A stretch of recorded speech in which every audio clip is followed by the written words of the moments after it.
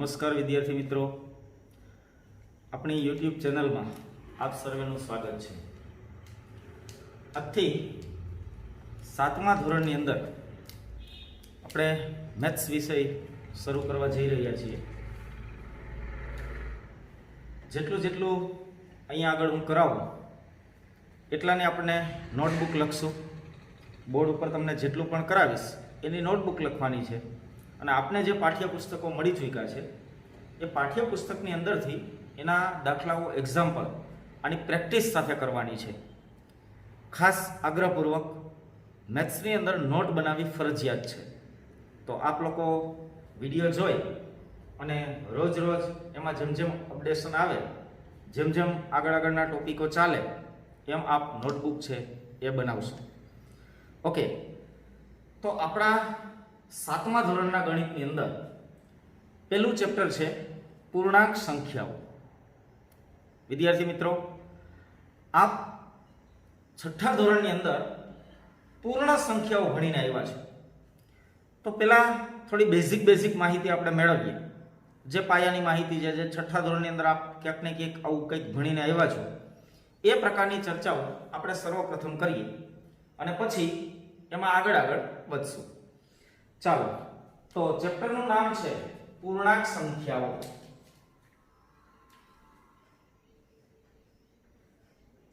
Standard 7 subject છે ગણિત। પહેલા સેમેસ્ટરની અંદર ચેપ્ટર નંબર 1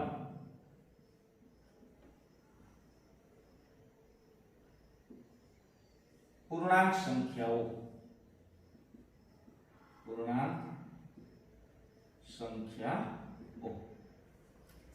ચાલો મિત્રો, તમે લોકો 6ઠ્ઠા ધોરણની અંદર પૂર્ણ સંખ્યાઓ ભણીને આવ્યા છો। સૌથી પહેલા તો ઘણા બધા પ્રકારની સંખ્યાઓ છે, જોઈએ। પ્રાકૃતિક સંખ્યા કોને કહેવાય? પ્રાકૃતિક સંખ્યા અથવા પ્રાકૃતિક સંખ્યાની અંદર કયા પ્રકારની સંખ્યાઓનો સમાવેશ થાય છે? તો આમ તો પ્રાકૃતિક સંખ્યા છે એ તમે 5મા ધોરણ 6ઠ્ઠા ધોરણથી પ્રાકૃતિક સંખ્યા વિશે સમજ છે એ મેળવેલી છે। તો પ્રાકૃતિક સંખ્યા કોને કહેવામાં આવે? પ્રાકૃતિક સંખ્યામાં કયા પ્રકારની સંખ્યાઓનો સમાવેશ થાય છે? તો પ્રાકૃતિક સંખ્યા જનરલી 1 થી શરૂ થાય। 1 2 3 4 5 અનંત સુધી। તો આ જે કઈ સંખ્યાઓ છે એને આપણે પ્રાકૃતિક સંખ્યાઓ તરીકે ઓળખીએ છીએ। મતલબ પ્રાકૃતિક સંખ્યા 1 થી સ્ટાર્ટ થાય, 1 થી અનંત। નંબર 2, બીજા પ્રકારની સંખ્યાઓનો આપણે 6ઠ્ઠા ધોરણમાં અભ્યાસ કર્યો અને એ હતી પૂર્ણ સંખ્યા। તો પૂર્ણ સંખ્યા શું છે? પૂર્ણ સંખ્યામાં કયા પ્રકારની સંખ્યાઓનો સમાવેશ થાય? બહુ ઈઝી છે। પ્રાકૃતિક સંખ્યાને આગળ 0 જોડી દો। 0 1 2 3 4 5 અપ ટુ અનંત। તો આ સંખ્યાઓને આપણે પૂર્ણ સંખ્યા તરીકે ઓળખીએ છીએ। મતલબ તમને કે પ્રાકૃતિક સંખ્યા અને પૂર્ણ સંખ્યા વચ્ચે શું ભેદ છે?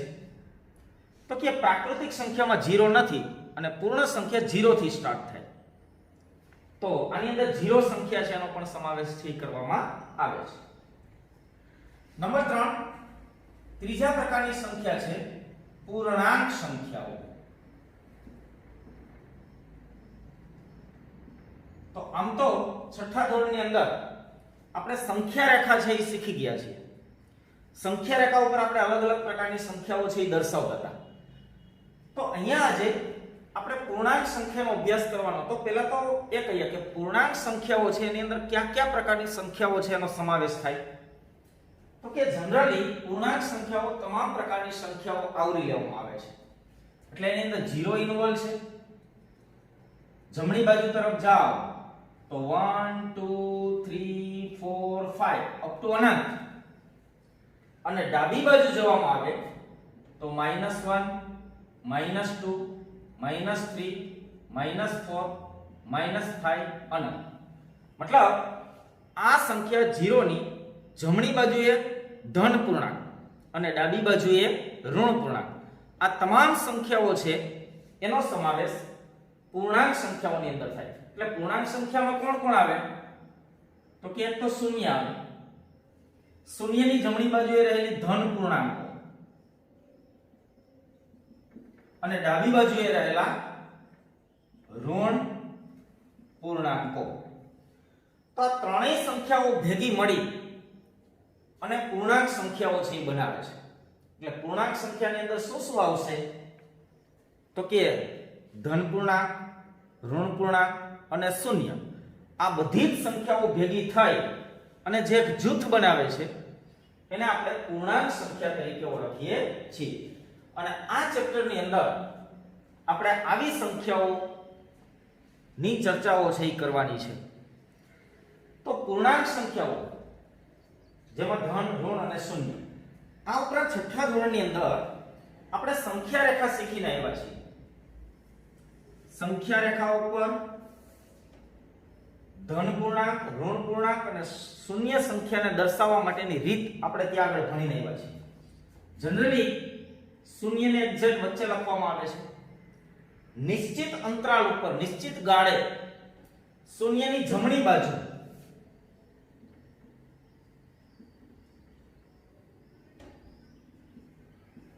RHS, રાઈટ હેન્ડ સાઈડ, ધન પૂર્ણાંકો દર્શાવાય. દાખલા તરીકે 1 નિશ્ચિત અંતરાલે 2, 3, 4, 5, 6, 7, 8, 9, 10, 11.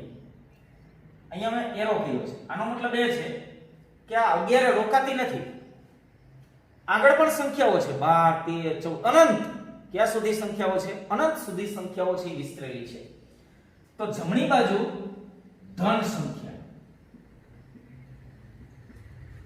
અને એ જ રીતે વચ્ચે એક્ઝેક્ટ શૂન્ય આવે અને ડાબી બાજુએ જે રીતે જમણી બાજુ ધન સંખ્યા દર્શાવી એ જ રીતે નિશ્ચિત અંતરાલે ઋણ સંખ્યાઓ.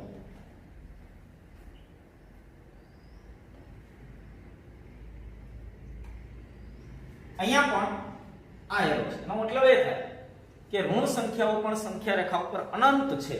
આ તો બોર્ડની લિમિટેશન છે, આપણી નોટ્સ છે એની લિમિટેશન છે. એટલે અમુક સુધી સંખ્યા દર્શાવીએ છીએ અને ત્યાં આવો એરો કરી દઈએ છીએ જે દર્શાવે છે કે આ સંખ્યાઓ અનંત સુધી વિસ્તરેલી છે. ક્લિયર? તો સંખ્યા રેખા ઉપર ડાબી બાજુ,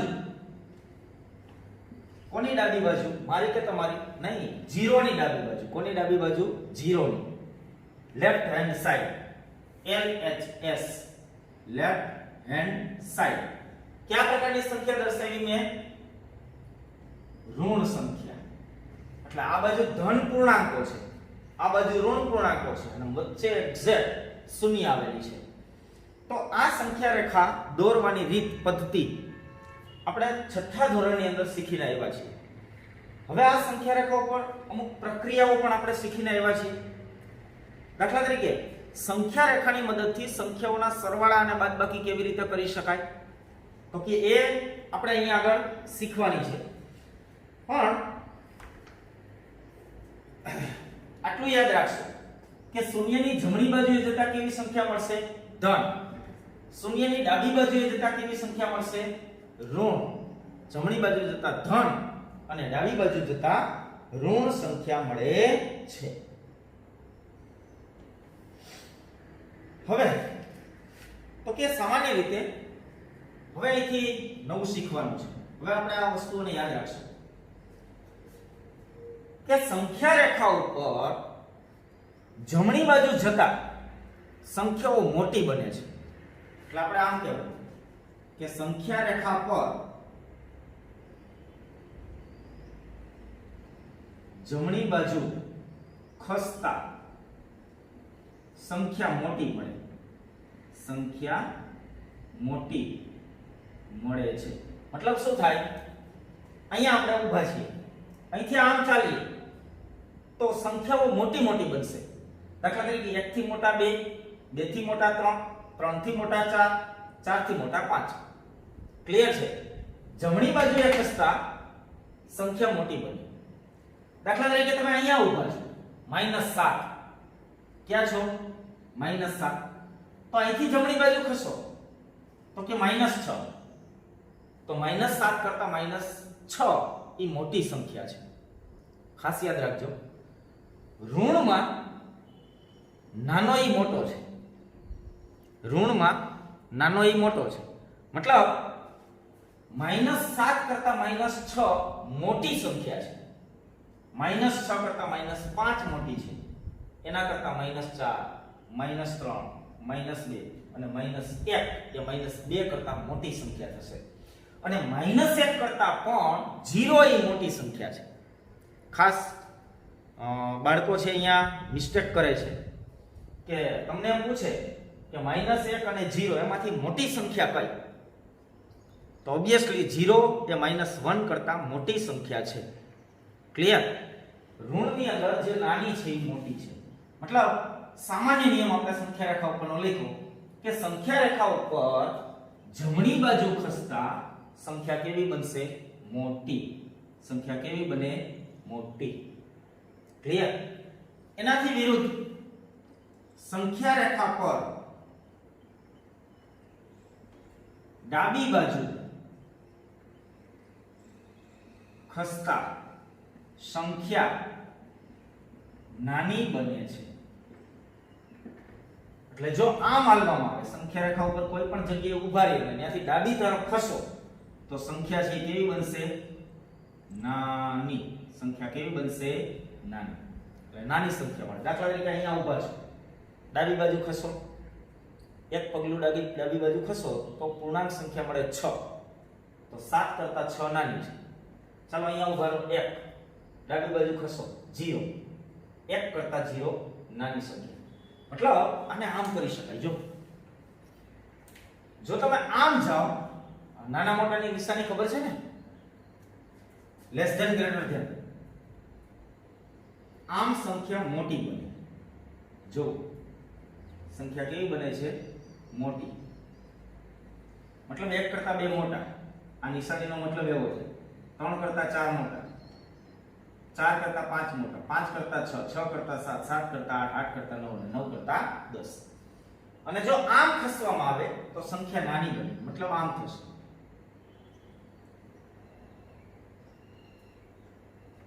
આ ક્રમ જ છે. આમ જાવ તો મોટી થાય, આમ જાવ તો નાની. 0 કરતા -1 નાની, કારણ કે આવી નિશાની છે. -1 ગ્રેટર ધેન 0, એટલે એના કરતા 0 મોટી છે. અહીંયા આમ જો -3 અને -2 તો -3 લેસ ધેન -2. -2 કરતા -3 છે એ કેવા છે? નાના છે. -3 કરતા -2 મોટા. ક્લિયર? એટલે સંખ્યા રેખા ઉપર ડાબી બાજુ જતા જમણી બાજુ જતા સંખ્યા મોટી બને, ડાબી બાજુ જતા સંખ્યા નાની બને છે. ક્લિયર છે આટલી વાતો? ચાલો, તો સંખ્યા રેખા ઉપર કઈ બાજુ જતા સંખ્યા નાની બને, કઈ બાજુ જતા સંખ્યા મોટી બને? તો આવા પ્રશ્નોના જવાબ અહીંયા આગળ આપણે મેળવ્યા. હવે તમને આમાંથી કોઈ પણ પૂછે કે ભાઈ એક્ઝામ્પલ, આપણે આને એક્ઝામ્પલ લઈએ. દાખલા તરીકે તમને એમ કહે કે -7, 5, -3, 4, 0 અને -2 ચડતા ક્રમમાં ગોઠવો. આ સંખ્યાઓને શું કરો? ચડતા ક્રમમાં ગોઠવો. આવો પ્રશ્ન પૂછે. આટલી સંખ્યાઓ આપેલી છે, એને ચડતા ક્રમમાં ગોઠવો. તો પેલા નાની લખશો, પછી મોટી, પછી ક્રમશઃ મોટી, મોટી, મોટી. ક્લિયર? ચાલો, તો સૌથી પહેલા શું કરવાનું? સંખ્યા રેખા દોરી નાખવાની. ઓકે, ચાલો, આ છે આપણી સંખ્યા રેખા. વચ્ચે મેં 0 લખ્યું, કારણ કે આમાં ધન સંખ્યા પણ છે ને ઋણ સંખ્યા પણ છે. એટલે મારે જમણી બાજુ જગ્યા જોઈશે અને ડાબી બાજુ પણ જગ્યાની જરૂર પડશે. ક્લિયર છે? હવે આમાં 0 આપેલ છે એટલે આપણે 0 અહીંયા વચ્ચે લખ્યું. ન આપેલ હોય તો 0 દર્શાવી દો. ઓકે, હવે આમાં શોધો ઋણ સંખ્યાઓ કઈ કઈ છે? તો કે આમાં -7, -3 અને -2 ઋણ સંખ્યા છે. તો આપણે જાણીએ છીએ ડાબી બાજુએ લખવી પડશે. ઋણ સંખ્યા મારે કઈ બાજુ લખવી પડશે? ડાબી તરફ. કઈ સંખ્યા? ઋણ. અને જમણી બાજુ 0 થી જમણી બાજુ ધન. તો પેલા ઋણ સંખ્યાઓ લખીએ. હવે ઋણમાં -2 -3 એટલે -7 છે. તો આપણે જાણીએ છીએ 0 થી નજીક પહેલા આવશે -2, એના પછી આવશે -3. જો અહીંયા સંખ્યા રેખા છે જ. અને આટલે ક્યાંક આવશે -7. વચ્ચે 4 5 6 આ સંખ્યા આની વચ્ચે હશે. 0 અને -2 ની વચ્ચે -1 પણ હશે. ક્લિયર? ઓકે. હવે ધન સંખ્યા આપણે કઈ બાજુ લખશું? તો કે જમણી બાજુ. તો ધન સંખ્યા કઈ કઈ છે? તો કે એક છે 5 4 અને 0. 0 તો લખી નહીં. તો 4 5 તો કે અહીંયા આવશે 4 અને અહીંયા લખીશું 5. મતલબ અહીંયા 1 2 3 છે પણ અહીંયા જરૂરિયાત નથી તો આપણે દર્શાવતા નથી. બસ આ ક્રમમાં થઈ ગઈ. કેવા ક્રમમાં કીધી છે? ચડતા ક્રમમાં લખો. તો નાનાથી મોટા તરફ લખવાના. નાનાથી મોટા તરફ લખવા હોય ચડતો ક્રમ. ચડતો ક્રમ મતલબ નાનાથી મોટી સંખ્યા કઈ બાજુ લખવાની? ચડતો ક્રમ મતલબ નાનીથી મોટી. તો નાનીથી મોટી કઈ બાજુ બને? તો કે ડાબીથી જમણી બાજુ જતા નાનાથી મોટા થઈ જાય. બસ આ આંકડા જે લખ્યા છે સંખ્યા રેખા ઉપર એને ડાબી બાજુથી લખી અને જમણી બાજુના અંતિમ આંકડા સુધી લખી નાખો. તો કે સૌથી નાની થશે -7, એના પછી એનાથી મોટી થશે -3, એનાથી મોટી થશે -2, પછી આવશે 0, પછી 4 અને લાસ્ટમાં 5. તો ચડતો ક્રમ થઈ ગયો. ક્લિયર? સમજમાં આવે છે? ચાલો એકાદ ઓર એક્ઝામ્પલ લઈએ. -5 -2 3 -1 0 અને 2. તમને એમ કે આ ઉતરતા ક્રમમાં લખો. ઉતરતા ક્રમમાં દર્શાવો. ચાલો મેં કીધું સૌથી પહેલા સંખ્યા રેખાને ડ્રો કરીએ. ઓકે, વચ્ચે અહીંયા 0 લખીશ. છે? યસ છે. તો લખીએ. હવે ઋણ પૂર્ણાંક 5 -2 અને માઈનસ આ ત્રણ ઋણ પૂર્ણાંકો છે અને એ કઈ બાજુ લખશું? ડાબી બાજુ ઋણ પૂર્ણાંકો દર્શાવશું. તો માઈનસ ક્યાં? એટલે 0 ની નજીક આવશે. પછી નિશ્ચિત અંતરાલે -2, પછી -3 હશે, -4 હશે અને -5. ત્રણેય ઋણ લખાઈ ગઈ. હવે ધન લખીએ. 0 લખાઈ ગયું. ધનમાં 2 અને 3 છે. 0 પછી 1 આવશે, પછી અહીંયા 2 હશે, 2 પછી 3 હશે. એટલે 1 2 3 4 5 સંખ્યા છે. પણ આપણને આ 6 સંખ્યાઓ આપેલ છે એમ કીધું છે કે આને ઉતરતા ક્રમમાં ગોઠવો. હવે ઉતરતો ક્રમ એટલે મોટાથી નાના તરફ. ઉતરતો ક્રમ એટલે શું થાય? તો કે મોટીથી નાની સંખ્યા.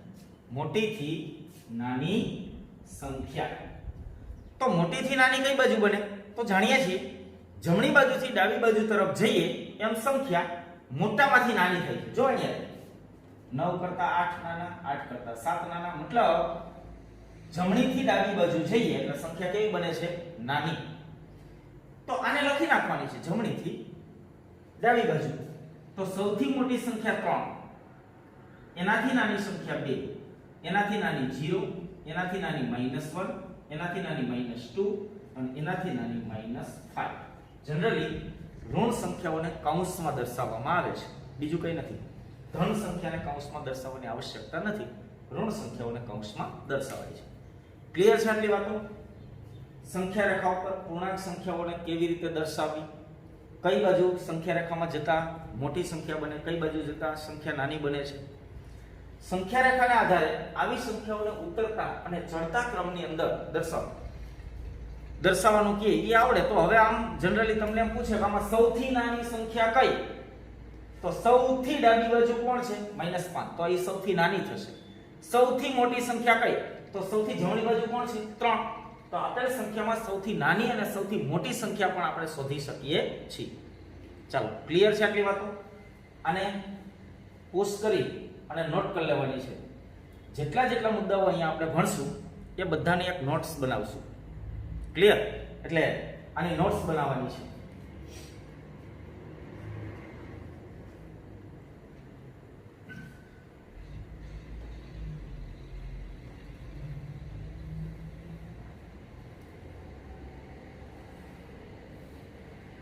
ચાલો, ક્લિયર છે આટલી વાત?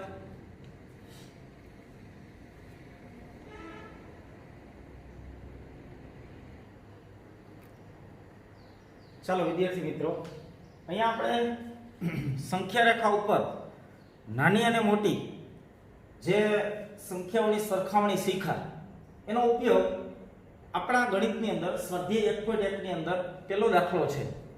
તો આ દાખલાના સોલ્યુશન માટે આપણે આપણો આ જે કોન્સેપ્ટ તૈયાર કર્યો છે એ કોન્સેપ્ટને આના ઉપર એપ્લાય કરવાનો છે. મતલબ કોન્સેપ્ટનો ઉપયોગ કરી અને આ પ્રશ્નનો જવાબ છે એ મેળવવાનો છે. ચાલો, અહીંયા સંખ્યા રેખા પર જુદા જુદા સ્થળોના તાપમાન ડિગ્રી સેલ્સિયસમાં દર્શાવેલા છે. અંશ સેલ્સિયસ તાપમાન દર્શાવવા માટેના વિવિધ એકમો છે. એમાં એક અંશ સેલ્સિયસ છે, એક ફેરનહીટ છે. સામાન્ય આ બે એકમો વધારે પ્રમાણમાં વપરાય છે. સામાન્ય રીતે ગરમ પાણીનું તાપમાન માપવું હોય તો એ સેલ્સિયસ ડિગ્રીમાં દર્શાવીએ છીએ. જ્યારે માણસના શરીરનું અથવા કોઈ પણ પ્રાણીના શરીરનું તાપમાન માપવું હોય તો ત્યાં ફેરનહીટ તાપમાનનો ઉપયોગ છે એ કરવામાં આવે છે. ક્લિયર? એટલે અહીંયા ડિગ્રી સેલ્સિયસમાં દર્શાવવામાં આવે છે. અલગ અલગ સ્થળો સંખ્યા રેખા ઉપર લખેલા છે. સંખ્યા રેખાની અંદર જે અંક દર્શાવી તાપમાન દર્શાવે છે અંશ સેલ્સિયસમાં. ક્લિયર? એટલે બધા જ અંકોની પાછળ એકમ લગાડશું, અંશ સેલ્સિયસ.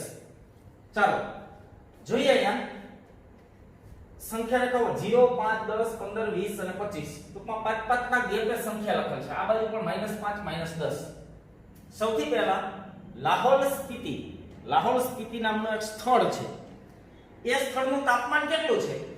તો કે 10 કરતા 2 અંક ઓછા છે. મતલબ લાહોલ સ્પીતિનું તાપમાન છે -8°C. ક્લિયર?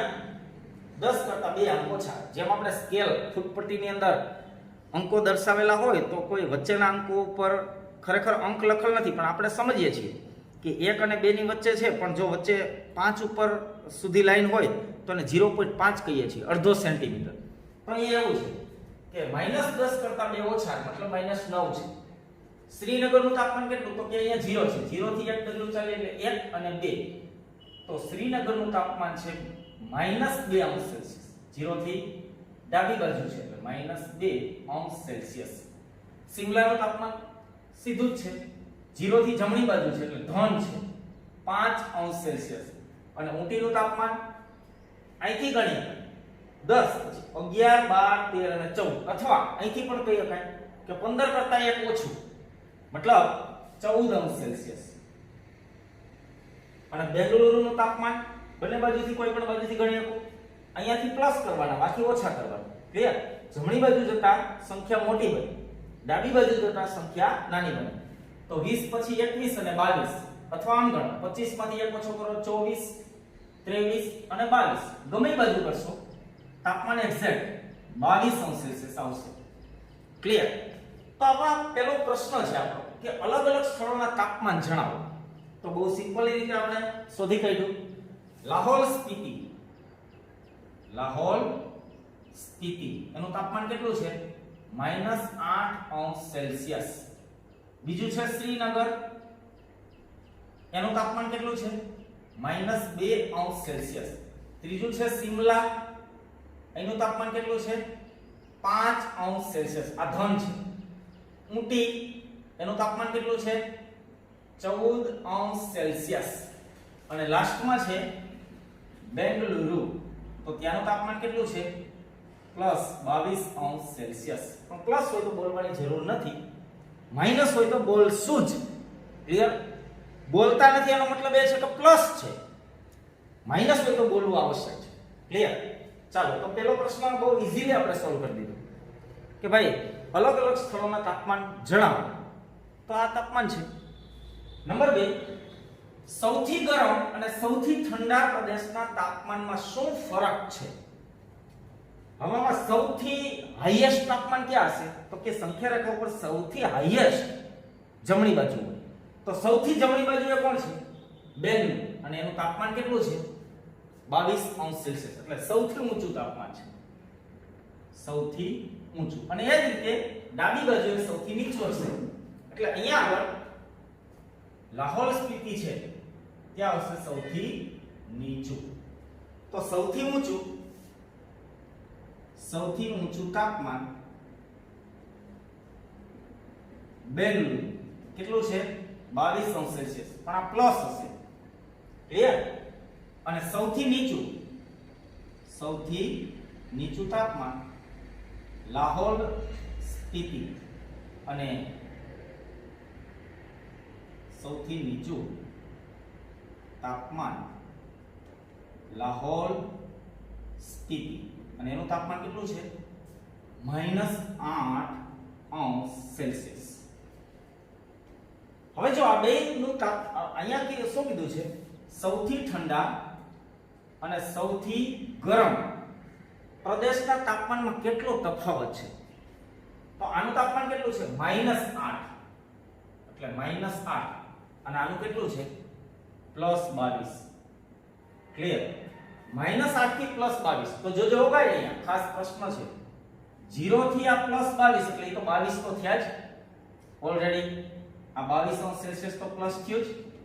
ઉપરાંત આનું -8 છે એટલે જે કડે અહીંથી આમ જવા માટે 8 જેટલા ઉમેરવા પડશે ને એટલે બીજા કેટલા ઉમેરવા પડશે 8. ક્લિયર? એટલે ટોટલ 30°C. તો આ બંને શહેરોના તાપમાનમાં 30°C નો તફાવત છે, ફરક છે. ક્લિયર? આનું -8 છે અને આનું +22 છે એટલે આમ કહેવાય કે લાહોલ સ્પીતિ કરતા બેંગલુરુનું તાપમાન 30°C વધુ છે. અને આમથી આમ બોલવું હોય તો બેંગલુરુ કરતા લાહોલ સ્પીતિ શહેરનું તાપમાન 30°C ઓછું છે. વધુ અને ઓછું બે રીતે કહી શકાય. ક્લિયર? તો તાપમાનની અંદર 30°C નો તફાવત આમ નથી કરવાનું 22 માંથી 8 બાદ કરો. નહીં નહીં નહીં નહીં 22 માંથી 8 બાદ કરશો તો આન્સર ખોટો આવશે. કારણ કે તાપમાન 0 થી 22 એટલે આનું 22 ડિગ્રી છે અને આનું -8 છે એટલે -8 થી પહેલા તો 0 એ પહોંચવા 8 ઈ જોઈશે. એટલે 8 નો વધારો અહીંયા પહોંચતા થાય ને અહીંયા પહોંચતા 22 એટલે ટોટલ વધારો કેટલો થયો 30. ટોટલ વધારો કેટલો થયો 30°C. ક્લિયર છે? ચાલો પછી છે લાહોલ સ્પીતિ અને શ્રીનગરના તાપમાનમાં શું તફાવત છે?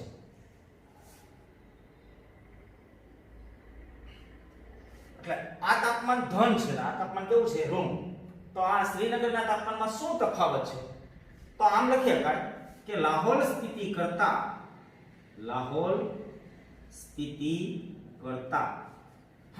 કોણ એવું શ્રીનગર.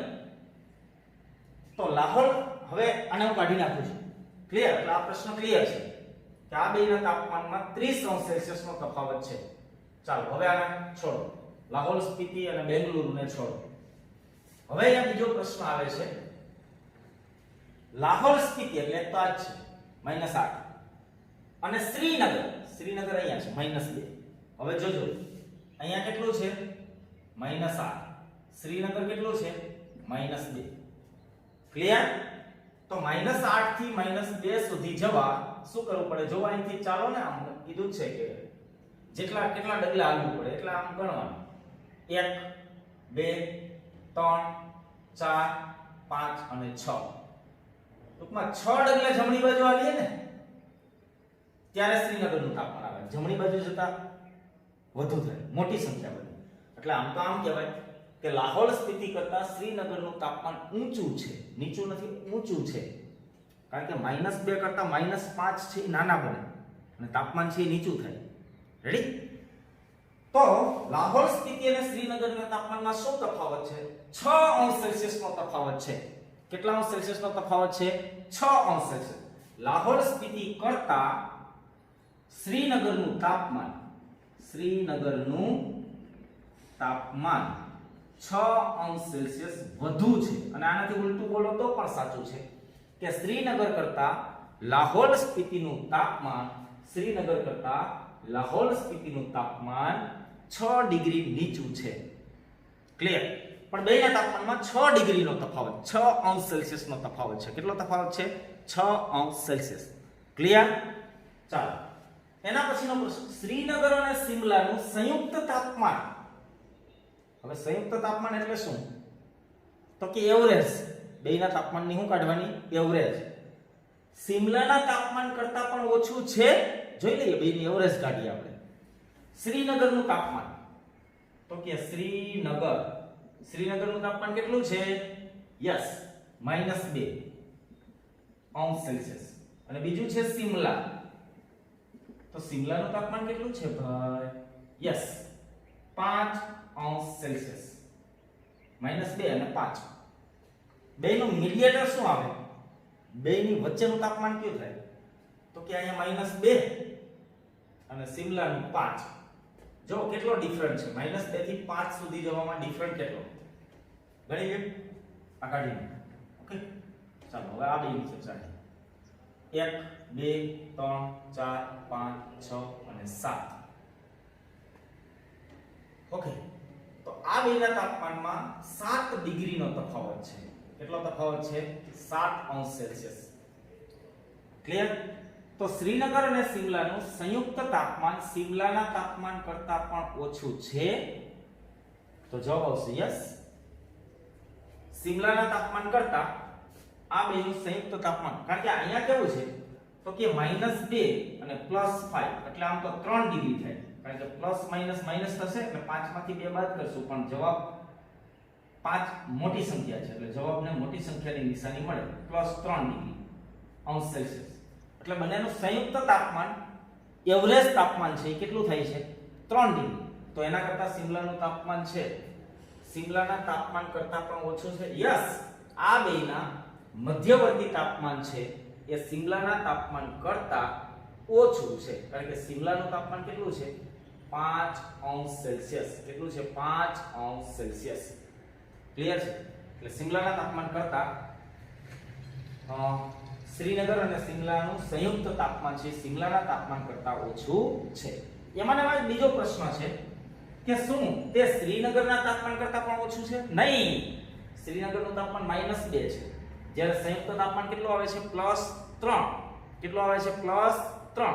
એટલે એમ કહેવાય કે શ્રીનગર અને શિમલાનું સંયુક્ત તાપમાન શ્રીનગર અને શિમલાનું સંયુક્ત તાપમાન શ્રીનગરના તાપમાન કરતા વધુ છે. અને કેટલું વધુ છે? તો કે આનું આવે છે યસ -2 શ્રીનગર, અને બેનું એવરેજ કેટલો આવે છે? +3. એટલે અહીંયા આવે તો 1 2 3, મતલબ આના કરતા 5 અંશ સેલ્સિયસ વધુ છે. કેટલું વધુ છે? 5 અંશ. શ્રીનગરનું તાપમાન અને શિમલાનું સંયુક્ત તાપમાન શ્રીનગરના તાપમાન કરતા વધુ છે, ઓછું નથી. કેવું છે? વધુ છે, ઓછું નથી. ચાલો, તો સંખ્યા રેખાની મદદથી આ પ્રકારના પ્રશ્નોના જવાબ આપણે મેળવી શકીએ છીએ. એટલે કોઈ પણ જગ્યાએ જ્યારે આને પોઝ કરીને લખી લેવાનું છે.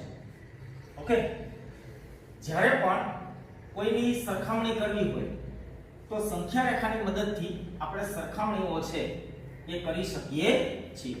ચાલો, તો આજે આપણે પ્રાકૃતિક સંખ્યા, પૂર્ણ સંખ્યા, પૂર્ણાંક સંખ્યા એટલે શું, પૂર્ણાંક સંખ્યાઓને સંખ્યા રેખા ઉપર કેવી રીતે દર્શાવવામાં આવે, સંખ્યા રેખા ઉપર કઈ બાજુ જતા સંખ્યા નાની બને, કઈ બાજુ જતા સંખ્યા મોટી બને, વગેરે બાબતોનો ખ્યાલ આપણે મેળવ્યો. સંખ્યાઓને ઉતરતા ક્રમમાં કેવી રીતે લખી શકાય, ચડતા ક્રમમાં લખવી તો કેવી રીતે લખી શકાય, આ બાબતની પણ સમજૂતી મેળવી અને સ્વાધ્યાયની અંદર એક દાખલો પણ જોયો. આગળના દાખલાઓ ફરીથી આગળના લેક્ચરની અંદર કરશું.